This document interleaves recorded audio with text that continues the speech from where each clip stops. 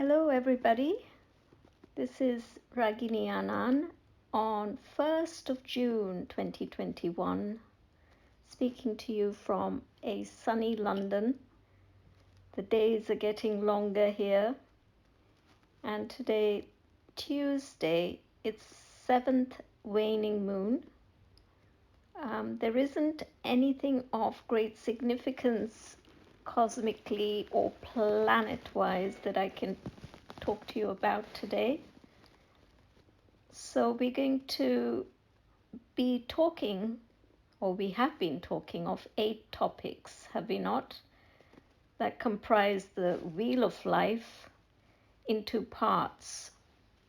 And we have got to our final topic of the 8 topics, which is career, as seen from the Vedic tradition. And this is part 1. Career, it's a big topic depending on how you look at it. I had a glorious career that spanned almost 22 years, where at that time in the IT world, in the early 80s, it was very exciting. You know, the PC was just invented, and I happened to go to work at a company called Lotus Software that were probably sort of groundbreakers when it came to technology that sat on top of operating systems, which Microsoft was well known for. But Lotus was probably more well known for the software, such as spreadsheets and the first word processors and the first presentation software or even email software. So I had a grand career working with the likes of Bill Gates and Steve Jobs. Yes, I can actually say that I'm probably a rare character in that I have had the opportunity of working with both of those big IT names. And to cut a very long story short, although the career was great and made a lot of wealth, money out of it, but now I look back at my life and my career, and I kind of recap everything, and I wonder what has gone wrong in this world that we find ourselves in, where wealth and careers have become almost prison-like for many people. I mean, I'm talking about many individuals that I touch base with that see careers as a sort of a stumbling block in their life. It's not something that they look forward to. It's a grime.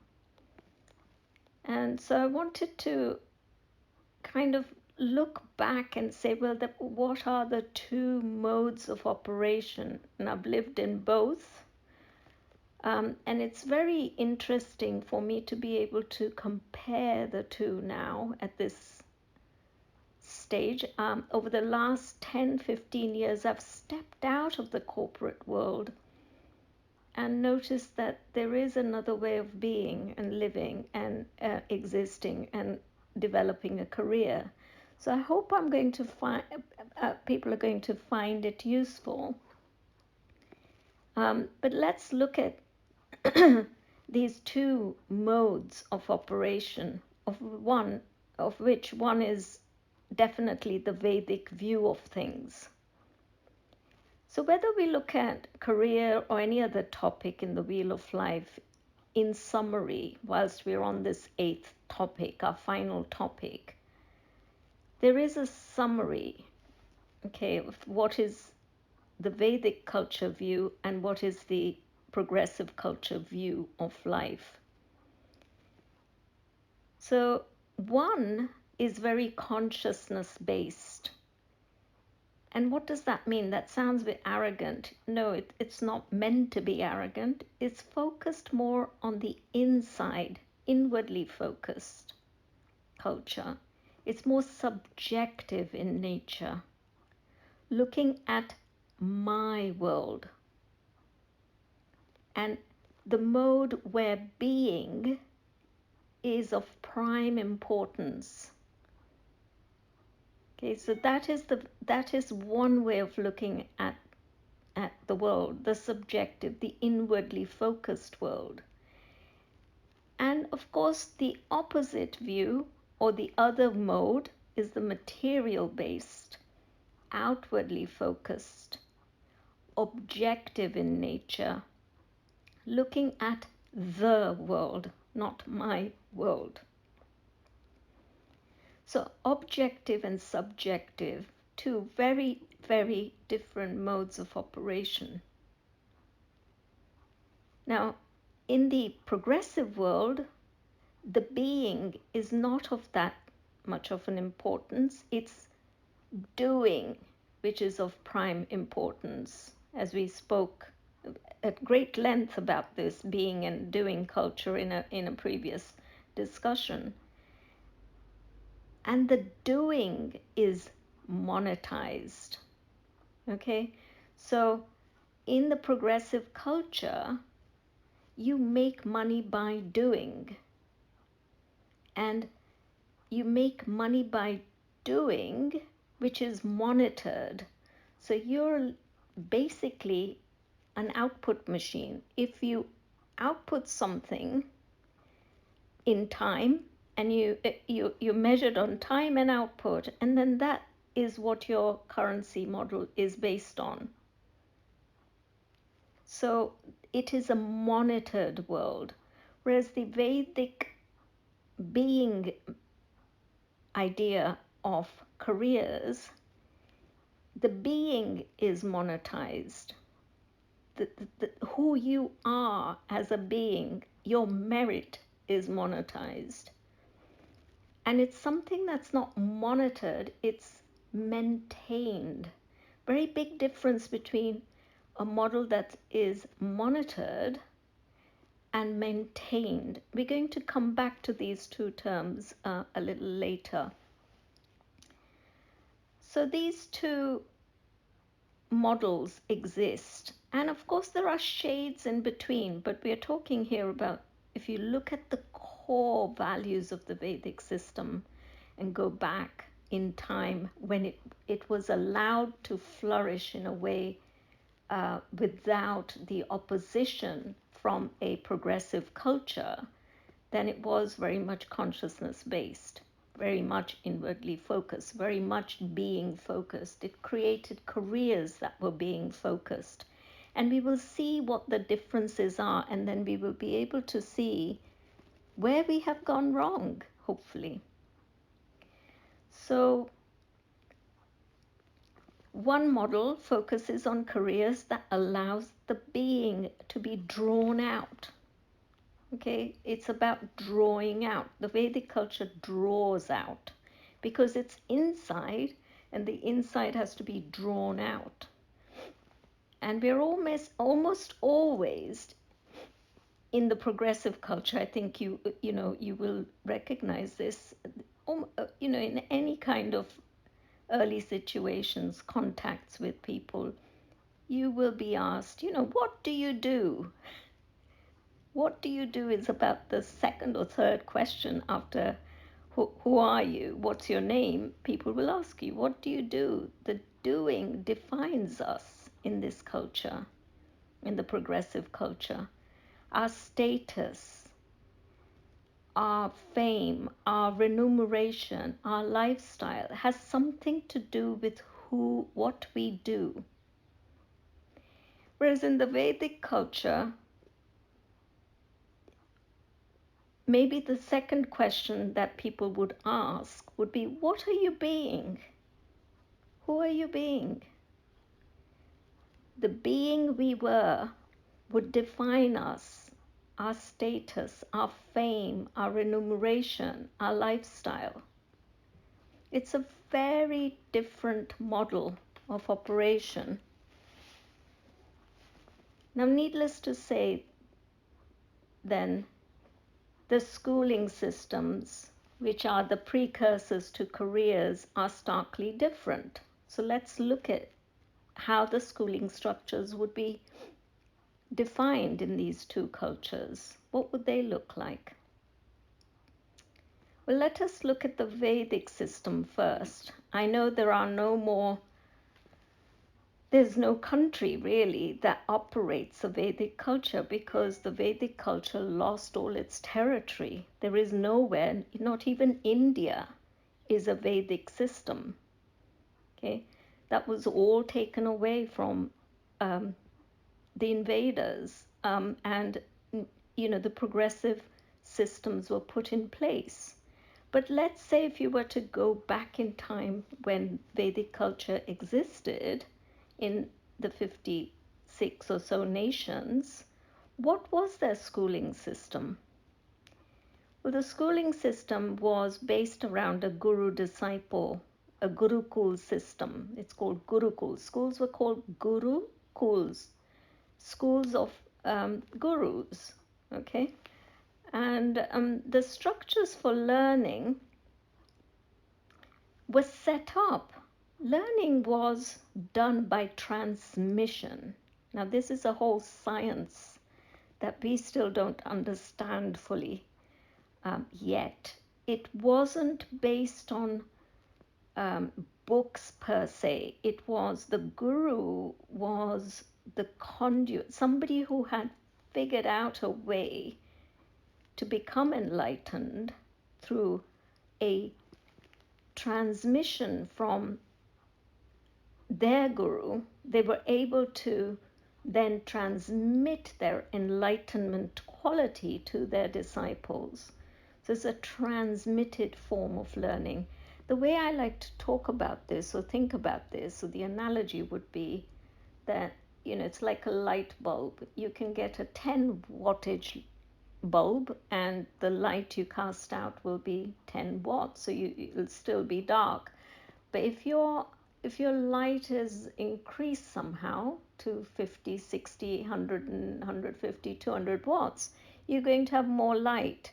And the more light you have, the more you can read little books, on the shelves. You can maybe start reading the fine print, if there was more light. So because it's a subjective culture, the light transmission was extremely important so that the inner awakening could happen, so that you could intuit or know the knowledge from inside. All the knowledge that can be known is already there for you to awaken within you. That is the belief system. The culture is oral, therefore. You will not find many books. It's all recited and passed on. Very oral culture, in that it's heard. It's mainly heard in the Akash. Akash is one of the 5 elements. I think we discussed it in a previous topic. And the Akashic records are records of everything that has ever happened is recorded then. Everything that can happen is also recorded there for us to draw down with the right kind of initiation. So now this is not something that we're familiar with in the progressive culture, but if you look at the Vedic traditions, whether it was Ramayana that you glance over, or whether it was Bhagavad Gita and Mahabharata, then the two great beings of those great works, Rama was taught by his guru called Vashishta.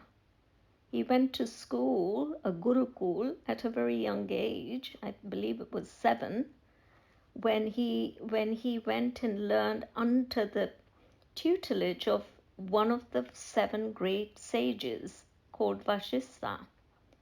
And the transmission was done through initiation initially. Okay? And similarly, Krishna of the Mahabharata and Bhagavad Gita um, realm, he also had his guru, and his guru was Sandipani. So even the avatars that came down to earth plane had to be initiated and given the 64 arts. There are 64 different types of arts, different types of training that one can receive. And they were given to Rama and Krishna in the Gurukul through a guru-disciple relationship. Now, in the progressive culture, of course, we have teacher and student model, and learning is more crammed in because it's from outside in. The memory is tested, therefore, for repeatable results. We need books and we need specializations to occur. That mode of operation doesn't believe that you can know things from the inside. You can know things from the outside and then make something of it. Two very different modes of operation, which are the precursors to our careers. In the Vedic culture also insisted on a couple of very golden rules, if you like, for society to follow, to adhere. It was seen that schooling was never charged. You could never go to a school where you charged the disciple for coming to learn at your gurukul. Instead, there was this sort of idea of gifting the guru, a guru dakshina, a mode of paying what the disciple could afford. So there would be some disciples who had money and they could offer wealth, and others that could offer time or talent. So whatever you could offer, whether it was time or talent or resource, you offered it to your guru in a form of guru dakshina. So in the progressive culture, as we all know, charging is allowed and is heavily utilized, at least here in the UK, where I can talk from experience of having sent my daughter through private education. And although there is state education, it is seen as being secondary to private education. And this is not just my view, it's a widely held view that if you go to a private school in the UK, you're more likely to perform better career-wise, any otherwise, if you come out through that schooling system versus the state-owned schooling system. Now, that schooling system, I recall, was extremely expensive. So if you had 2 or 3 or 4 kids at school, you are just going to work to just pay for the schools. It's highly expensive. £3,000 a month seems to, tally at the moment. I don't know how that converts in your currency, but that's a lot of money. That could be somebody's wage for the month. Okay, so £3,000 after tax for secondary school and primary school. And that's not talking about university. University here in the UK is £9,000 a year.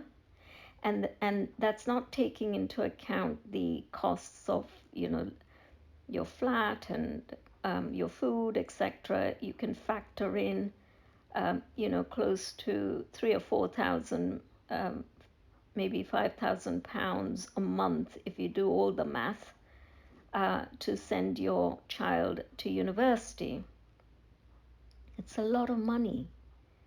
And if you're coming from foreign lands to come and go to a university here in the UK, I know that families pay something like £20,000 just for the university fees. Forget the costs of, flat and, travel, and you have to factor in a lot of money for schooling. So the progressive model charges heavily for schooling, and that has its own kind of impact on, careers and everything else, experiences, as we will see in a moment. So the kernel, the core, if you were to look at, if Vedic tradition was allowed to flourish, okay, on the earth plane, I think a lot of our pains and problems of today would go away. The time has come, actually, in some ways, for the Vedic tradition to take hold, because our progressive culture has kind of seen its days, seen its glory, and it's time for nature to recycle to a new mode of operation, a new way of thinking. But if I was to summarize in this last segment of our talks, what is the kernel, the core, the heart of all Vedic cultural organization? We've already said it's more inwardly focused and subjective rather than objective.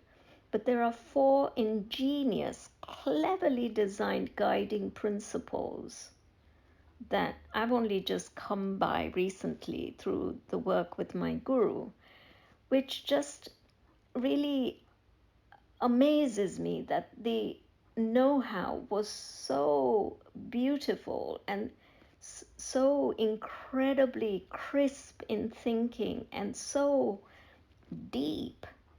And these 4 principles or 4 foundations revolve around 4 words which are Sanskrit in their nature. So I will first say them in Sanskrit and then explain to you what they mean. The first principle is dharma. I think some of you will have some ideas of what dharma means. Some would say righteous living, or we will break it down even further in terms of what it means when it comes to careers and wealth. The second principle is artha. Okay? Third is kama, and fourth is moksha. So these 4 guiding foundational principles kind of everything revolves around these 4 very succinctly held foundational blocks. Now, in terms of careers, then, let's discuss these 4 words in terms of how they look in terms of career, which is the topic of our discussion today.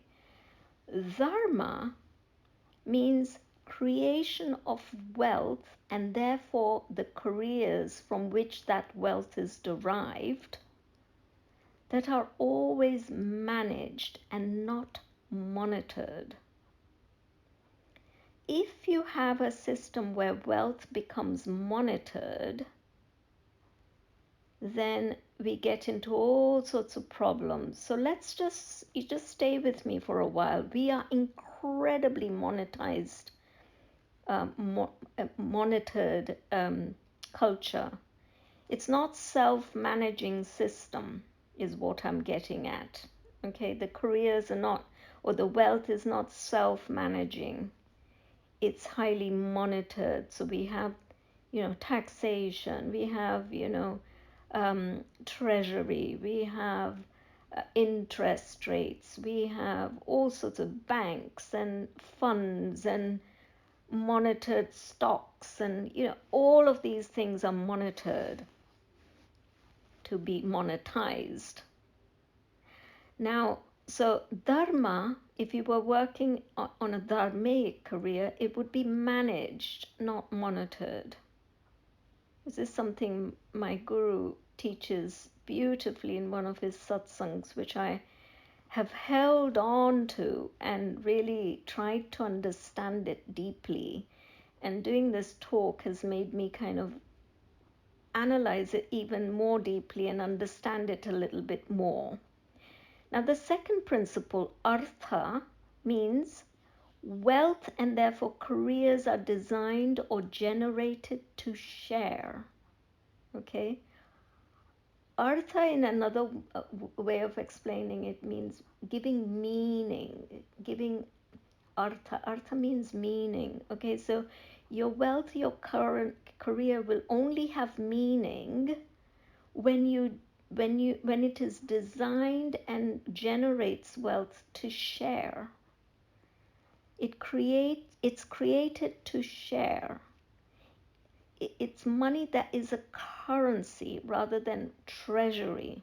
We talked about this elsewhere, but it's currency defines current, and it's a movement. Treasury defines something that's held in a bank.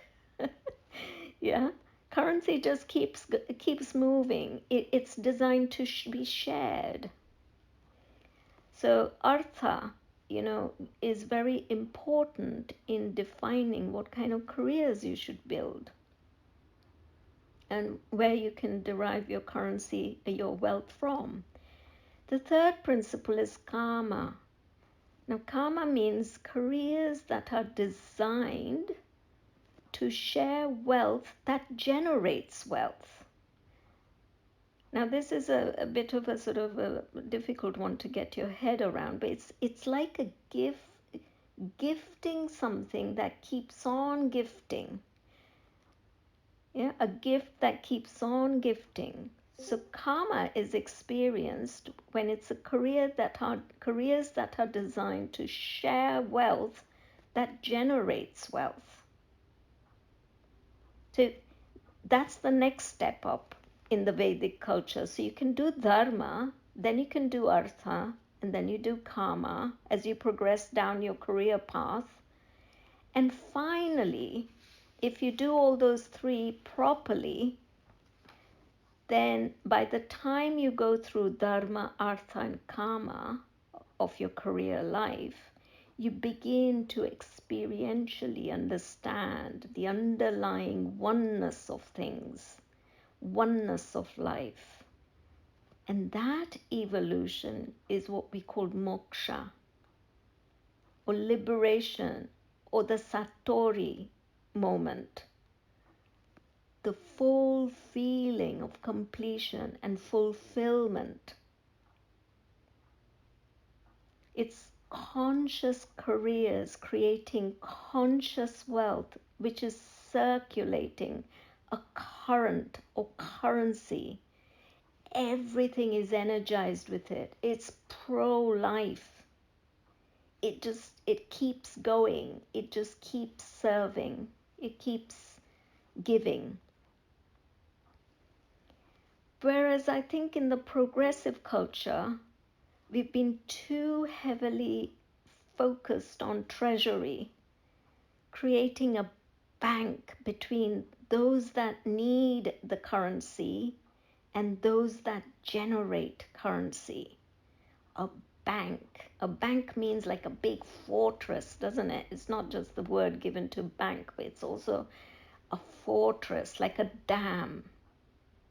And sometimes when you have a dam, the current that it's meant to create, the electricity that it's meant to create, doesn't get to the person that needs it because it's a dam and it holds on to its bank and its wealth. And there is interest payments, and this stifles your life. It becomes a life negative precept. But I mean, I know so many people who get a mortgage at a young age and they spend their entire life trying to pay that off because they're only going to work to pay off the interest. And you're on this sort of hamster wheel, And I remember being on it thinking, oh my God, I've got a mortgage and it's £500,000. And if my job goes, I am dead. What will I do? And having sleepless nights about that. Now, we create our own kind of problems in that kind of a model. Yes, there are there are there are gains, but then the whole of the economy doesn't benefit from those kinds of measures always. I happen to believe, this is my view, that if Vedic culture was allowed to flourish, we would maybe have more pro-life type of careers and pro-life type of currency, pro-life type of existence. We just simply haven't had the taste of that culture yet. And we're all kind of groping in the dark as to how do we turn this mammoth Titanic around that we find ourselves living in. How do we find a new course, and who's going to be the captain, and what are they going to devise, and what would be the rules of engagement, and what should the foundational blocks be? And we're now talking about the Great Reset, where we will have a great life and not own anything. But a lot of people believe that it's going to take us more into slavery types of models. Who knows? We haven't tested that model yet. But that's the way that we seem to be heading. The Titanic's being led to a new model of being that nobody's tested. Whereas the Vedic culture was tested for centuries. So could we not use some of that great work or ideas that has been time tested?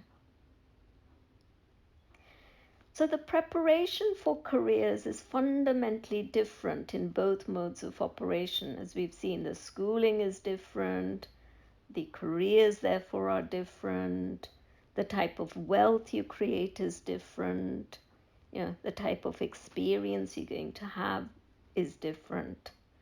So let's look at the Vedic culture and the progressive culture. If there were two columns and the row was labeled Dharma, the Vedic, we said, is maintained. It's Lakshmi as a deity.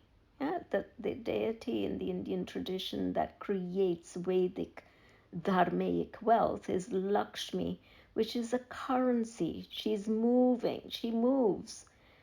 In our tradition, we say, Lakshmi sometimes comes to our house, sometimes goes to another house, sometimes goes to another. And in Diwali, we'd work very hard to bring her into our lives for that year. But she is moving. She is a current.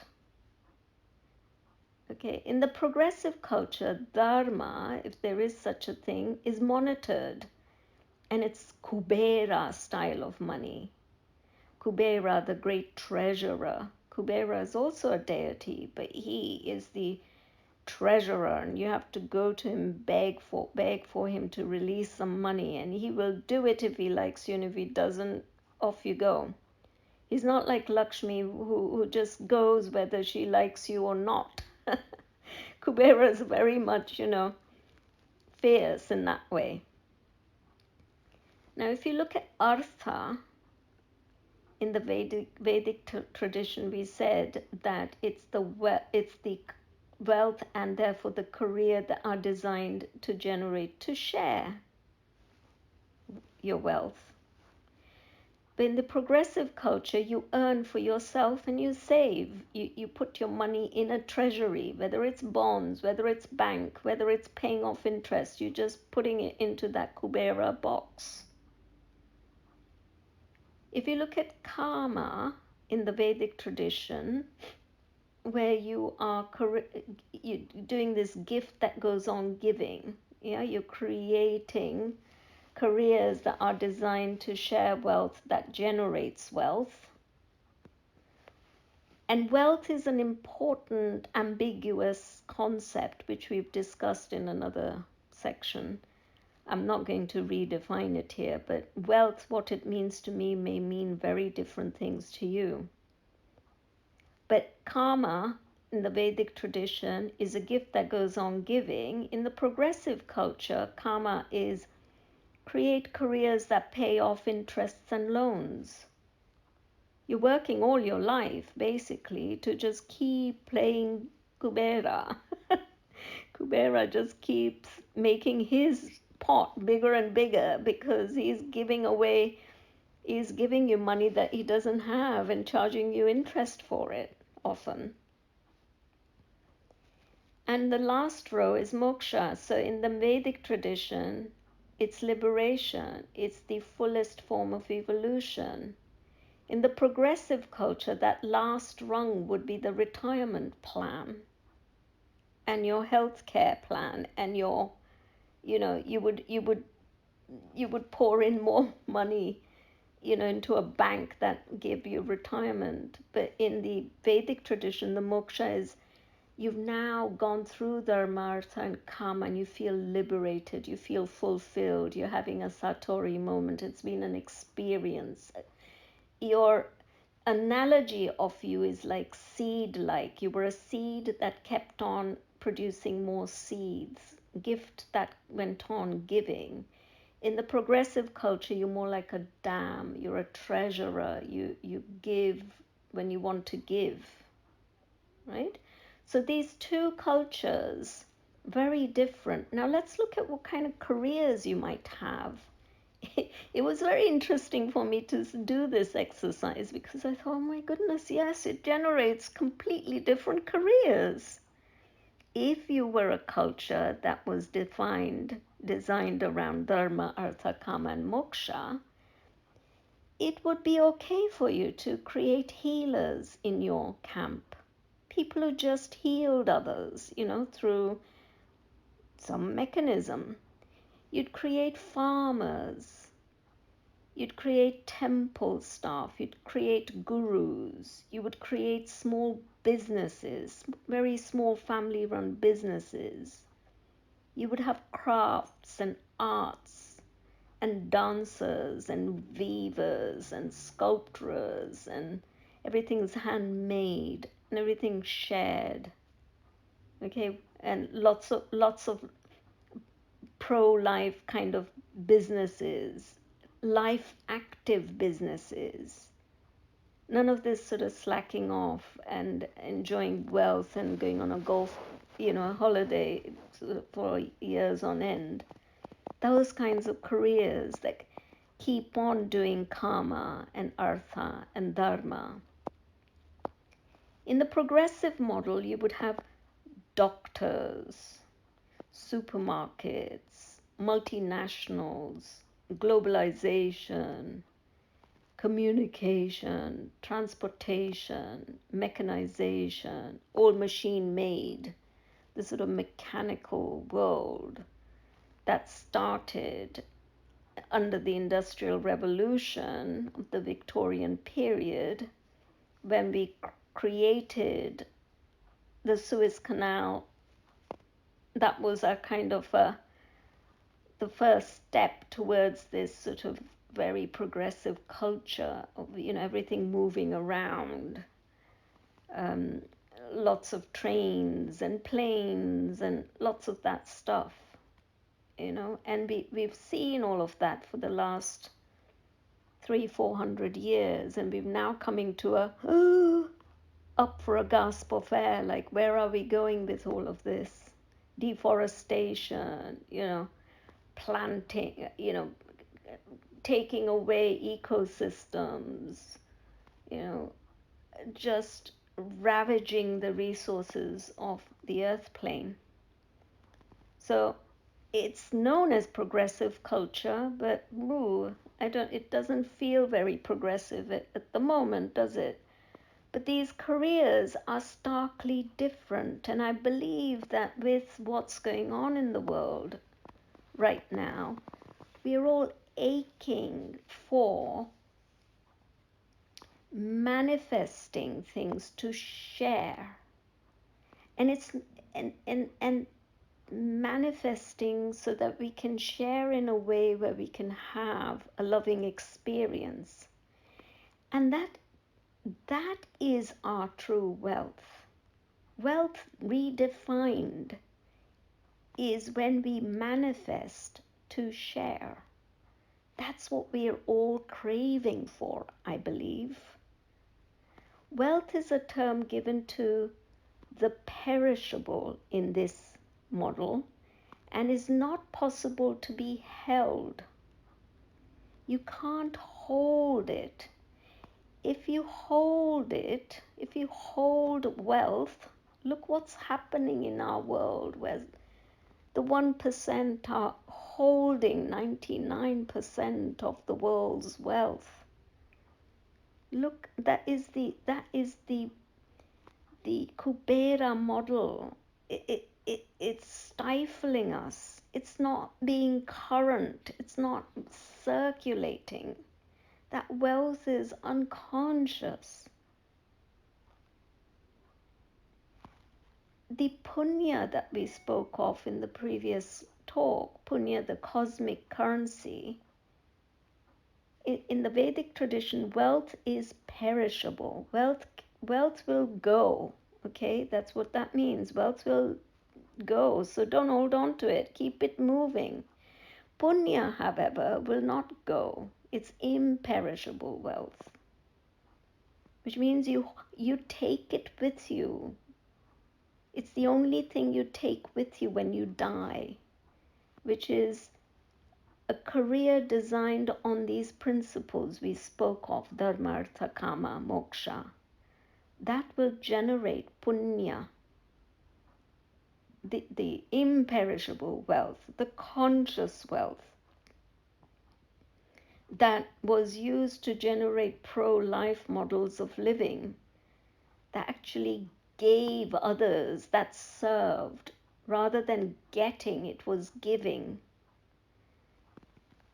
And if we were to move to those sorts of models of operation, all our careers would change, all our ideas of wealth would change, everything would change.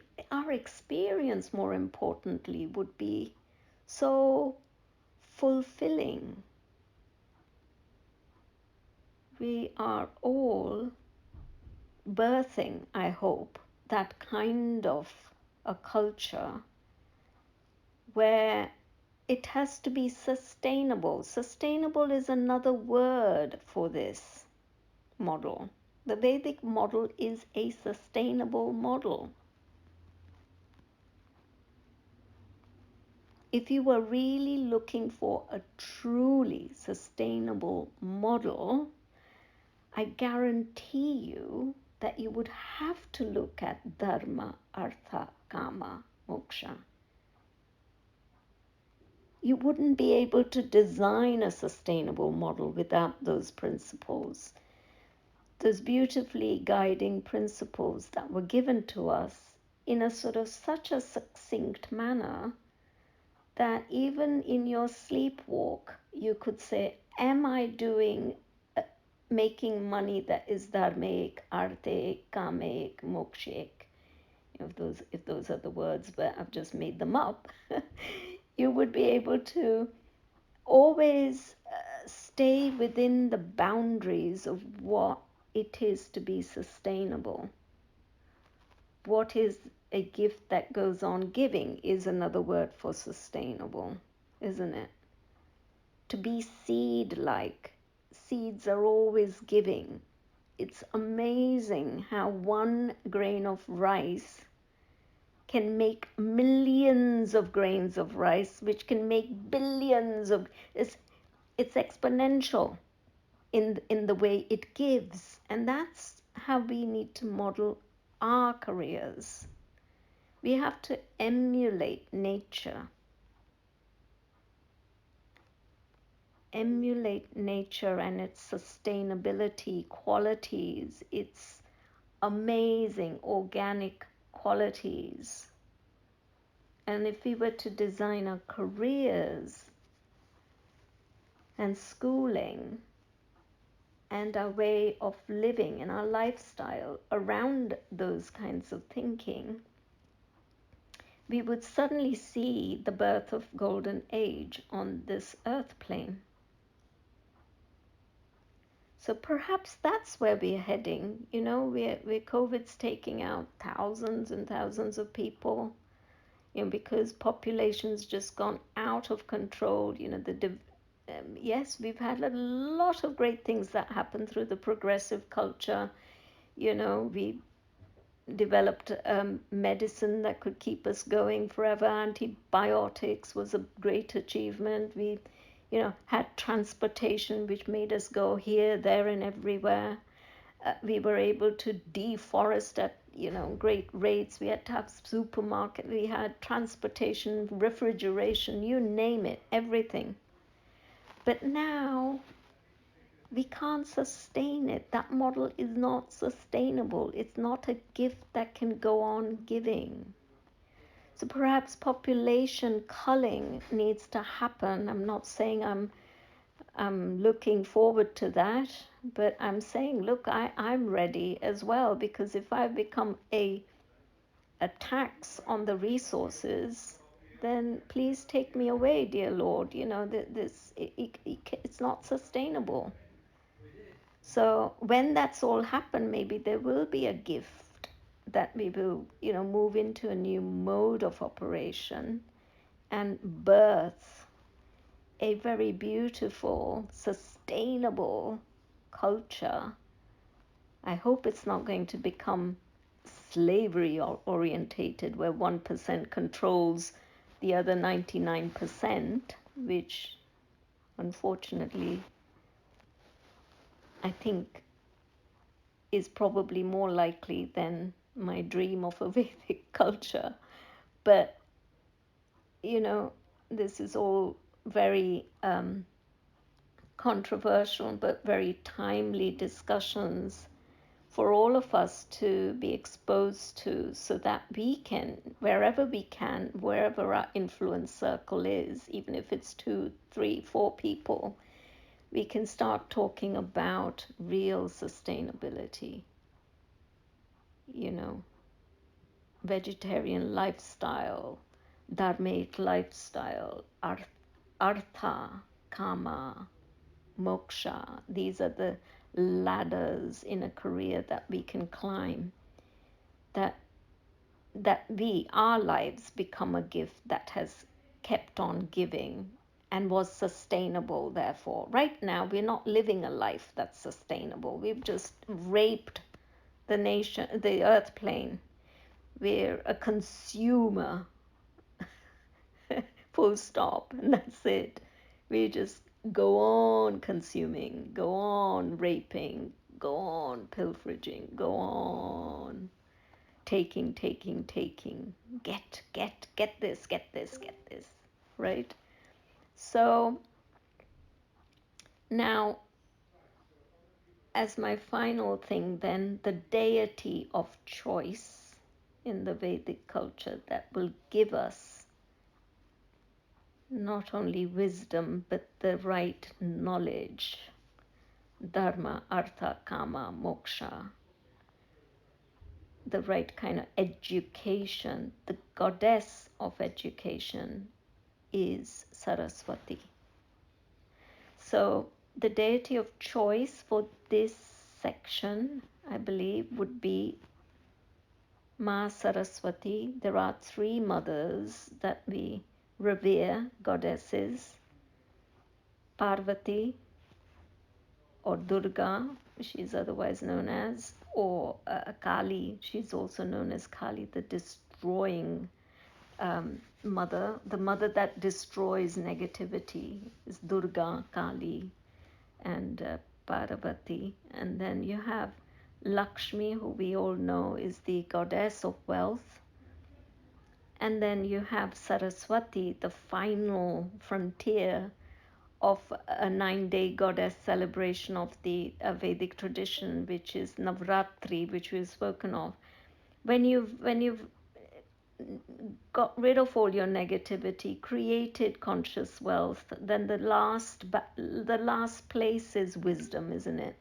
And that's Saraswati. Saraswati is wisdom personified, and she is the goddess of education for a good reason. She's gone through all the experiences of getting rid of negativity, creating conscious wealth. And when you're left with that moksha-like feeling, when you have felt fulfilled, you want to teach, don't you? And you want to talk about your wisdom and talk about your arts and crafts and your wonderful just happiness, the bliss that you feel from being fulfilled. All of that is Saraswati, a beautiful goddess, often seen in white, playing the veena, an instrument. So she's just basically, very tranquil, sitting on a white lotus,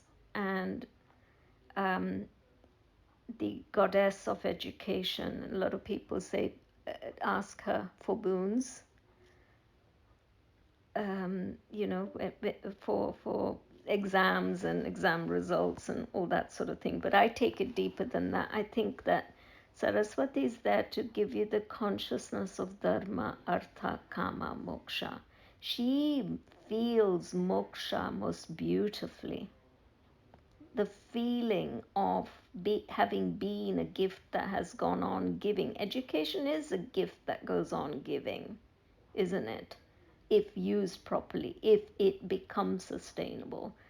So she is the goddess that's felt moksha in the most beautiful way. And so the mantra, if you want to invite in her energy, is Om Aim. Aim is her bija mantra, her seed mantra. So if you just said Aim, Aim, Aim, that's basically invoking Saraswati into your consciousness. But if you want the full name, then it's Om Aim Saraswatiye Namaha. Okay, so you can recite that 108 times and think about moksha and wisdom and artha and kama and dharma, and pray to her for ideas, for careers and wealth creation that can revolve around those four terms, and manifest to share, to experience wealth. Because wealth has to be experienced. Wealth can't be held. If you hold it in a bank, you're not going to experience it. That's why we are seeing all these people. I mean, look at, Bill Gates. What is he? Is he a computer genius? Is he now he's going through this sort of marriage breakdown? Is he a philanthropist? Well, what's he doing with his wealth? If you really sit and ask yourself, has he manifested really to share? And has he experienced that wealth truly? I'm asking a question. I'm just saying, maybe he has. I just don't get that feeling. Having worked with the man and known some of the things he was capable of in the mid-late 80s, there was a slant in him that would say that he was here to get rather than to give. He didn't have a giving nature in him at that time. So, it's interesting to observe all these things towards the end of your career and kind of just say, well, how else would we do it? If we had a clean slate, what would we do is really what we're being asked at this moment in time. So anyhow, that's my talk on career, my first part. I've got my final part coming up next Tuesday, and then we will have completed the full Wheel of Life segments, and we would have spent a third of a year together. So pat yourselves on the back if you've been with me from the beginning, and I've really enjoyed it. So I have one more session to go, but I'll open up now for any questions you may have. And let me just see event questions. I see that there is Lightsen is saying thank you so much. Really enjoyed this session. Thank you, Lightsen. Floor 19 is saying thank you with a heart back to you, million times. Rev is saying, should we not put any money in a bank of any sort, not even a piggy bank, no saving? just spend, give it all as it comes and goes, no future plans, invest it all in other people business at present, how would old age be sustainable? Or when one gets sick and cannot work, earn as much anymore, and had no sort of savings, how would saving up for an upcoming drought or difficult times, and like so having to share something in the future when people need it more? Now you're talking from an experience of a progressive culture, right? So without the whole shebang of the Vedic culture, which is, old age is revered, people, your children, your family, your friends look after you. I'm not saying that you don't have savings. Savings were held in the Vedic culture in the form of gold. Okay, gold was revered, gold was held as for a rainy day. So people enjoyed having, ornaments that they could wear, but also on a rainy day they could swap it over for whatever it was that they needed. Okay, but it wasn't a bank whereby somebody else got wealthy on the money I had deposited into that bank, taking layers off it and then giving me an interest. The whole thing, Rev, you're talking about your experience living in the progressive culture. And in the progressive culture, yes, all the things you're talking about hold value. And that's the way we would operate. And I'm not saying stop doing it, because if you did, you would probably not survive, because you're going to have a retirement plan. You're going to probably end up in a care home. You're probably going to need money for your health care. Yes, that's the system we live in today. I'm talking about, the Vedic culture, if it was allowed to blossom in even one corner of this earth plane, we might be able to demonstrate a different mode of operation, in which case a bank wouldn't really feature too much in that world. There wouldn't be hedge funds, there wouldn't be, derivatives, there wouldn't be all these mechanisms that's driven us all crazy, even understanding them. And it's all sort of smoke and mirrors. Nobody understands the monetary system, the banking world, let alone the bankers. I've asked them long enough. There's so many ways to confuse you. But the crux of it is, you will get a loan and you will end up paying more than you borrowed, and you will probably end up paying more than you borrowed, and waste your entire life and your career doing it. That's what I'm talking about here. It's very difficult to explain it to somebody who hasn't had a small inkling of the Vedic world, because you have to kind of have experienced it slow. I've seen it in cultures in India, in sort of small communities. I was fortunate enough to have lived in a village in India for lengthy enough times, with old people that had experience maybe 100 years ago. So they were able to relay some of these models of living to me, and it was beautiful. They had smile on their face, they had long lives, they had a very rich celebratory life.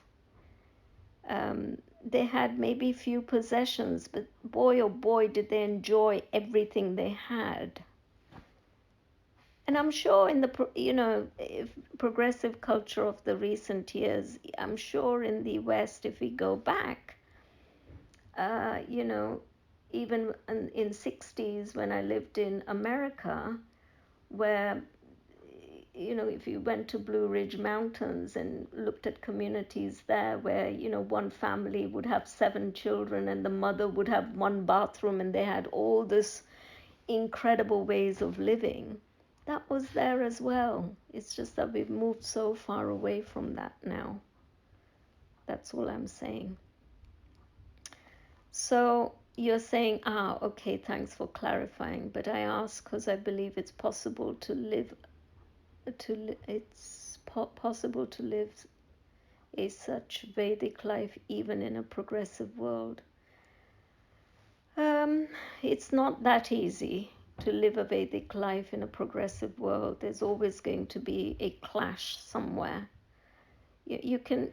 Some people try, to create an ecosystem whereby you are self-sustaining. I'm certainly trying to do it here, but I struggle. It's not easy. I know some people that have, and hats off, they've really managed it. So you can do both. Jake Hartz is saying, what's the Vedic perspective on manifesting material wealth, career, money by working with your unconscious mind?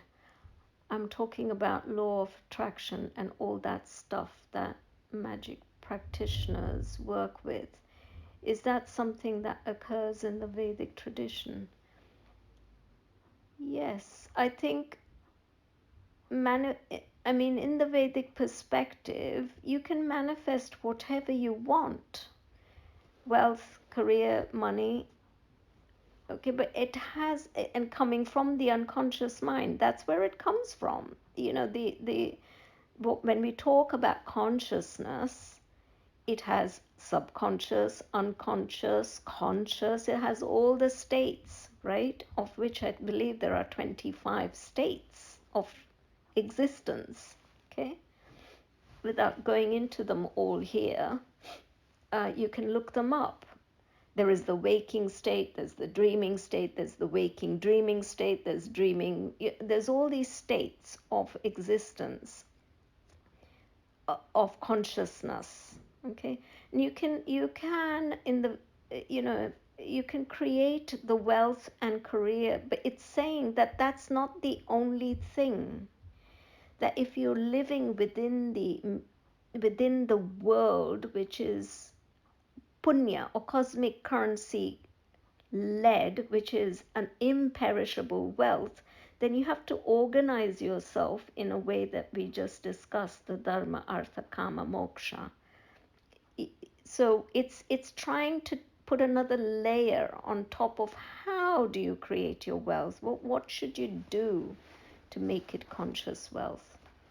So going into your unconscious mind, of course, that's the whole tradition of Vedic culture, is all inwardly focused. The unconscious mind is very much the part of consciousness. But it's only the way in which the Western philosophers would define it is the subconscious, the supraconscious, the unconscious, the conscious. In the Vedic tradition, there are 25 different modes of operation of consciousness, I believe. And you could be in any one of those states, creating whatever it is you want to create in the matrix world or in the Maya world. But if you want to create Maya, then do it with dharma, artha, kama, moksha. It's quite a big topic to go through in one session, Jake Hartz. But yes, what you're saying, law of attraction works there as well. Yeah, that whatever you're resonating it with in your inner space is what you will pull in. By increasing your frequency, you will increase the frequency of what you attract or what you want to attract. And the seeds that you plant in your unconscious mind will become reality in your Maya, in your conscious world, in your real world. So there isn't a lot of difference in thinking there, I don't think. The thinking may be slightly different in terms of how karma is viewed. The cause that causes the inability to have an effect is not always addressed in the unconscious mind. Attract whatever you want, whenever you want. It doesn't work because they haven't addressed the idea of karma. You have to first deal with karma in order to begin to attract whatever you want to attract, is my view on that. I hope that answers that. What's the Vedic perspective of manifesting material wealth, career, money by working? Rev is saying it's manifesting as being Vedic versus manifesting as doing. Most magic. Yes, manifesting the being is more important in some sense than manifesting the doing, because the being is what will see liberation and moksha and that satori feeling. Okay, Jake Hart says, thank you for your answer. What do you mean when you say dealing with your karma?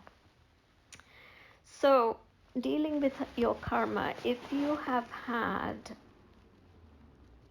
a history, unconscious or conscious, of doing stuff that were life negative for yourself or for others, then you will have accumulated karma. Karma meaning bad tendency. It could be good or bad. Okay, so karma could be good karma, things that you've done which was seen as pro-life, which created punya for you, punya meaning cosmic currency. Or you could come with negative punya, i.e. you've done so much bad that you've got to pay back for it. It's like a bank account. You've had so much good wealth in your bank account, punya. Okay, then your karma will be great.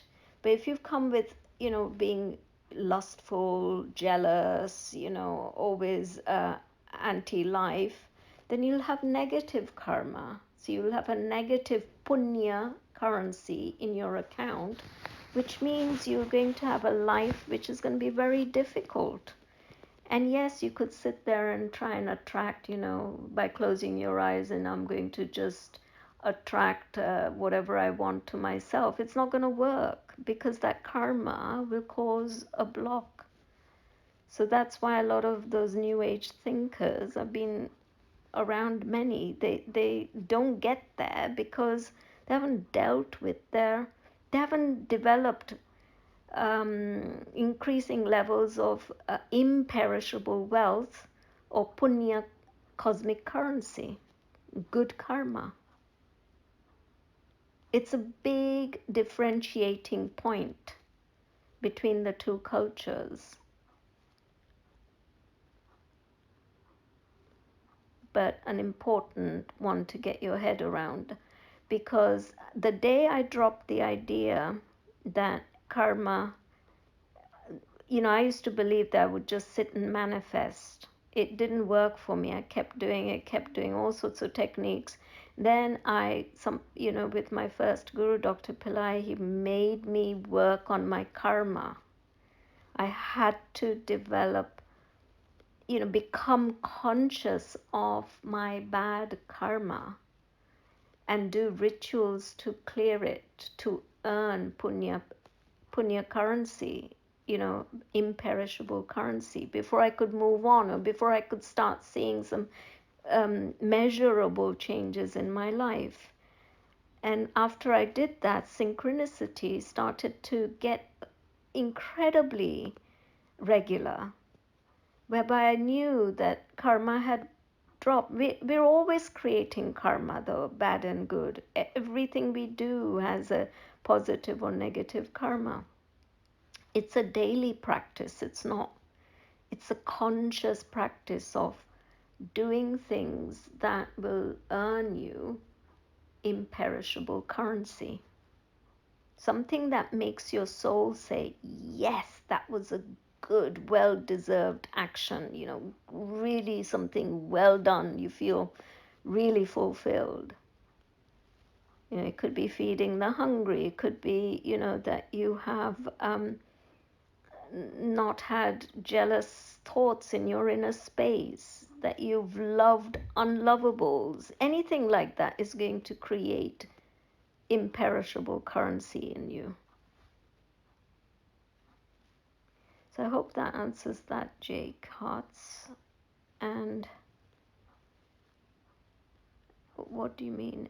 So you're saying now, sorry if I'm going off topic with this, how do you start dealing with your karma? Do you just do well? There's a whole host of things that one can do to burst karma, bad karma. You know, there are rituals you can, and some of them are sort of left field, like go and burst coconuts. I spoke of this one in another session.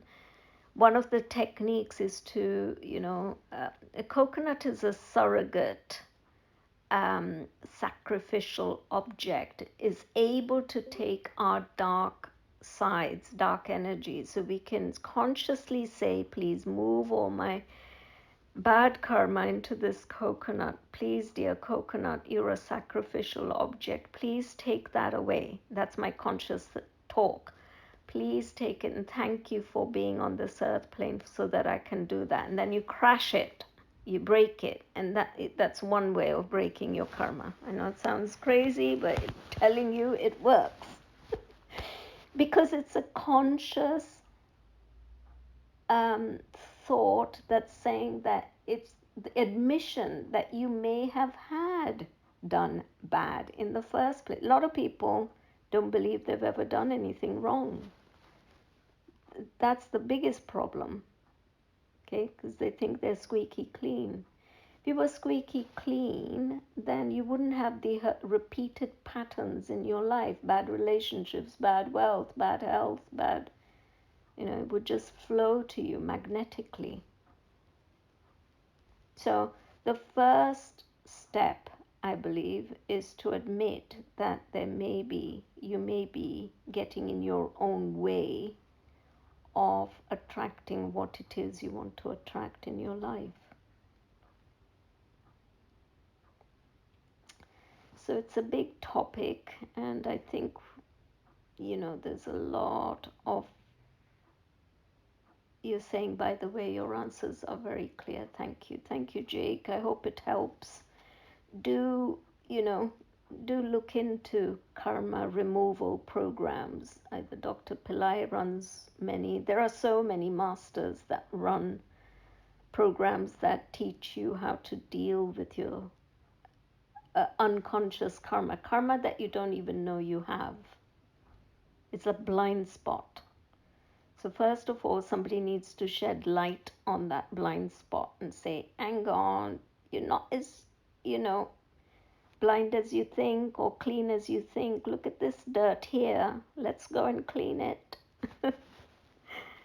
So it's an inner journey, inner cleaning techniques. Okay, techniques to clean your inside, just like you clean your outside. You have spent a lot of time cleaning your consciousness, which is inside, your subjective mind that drives everything. So we've greatly overrun today. Forgive me for that. But anyhow, I think that's the last of the questions. I hope I've answered everything. And I will see you next week, unless there's anything more pressing now, for our final talk on careers. And I look forward to building that last module, and then I think we're all moving on to the app version of talks, which when I'm fully aware of how it works, I shall bring you in there if we have future talks. Okay, but I've really enjoyed this evening, and I wish you a happy day wherever you are.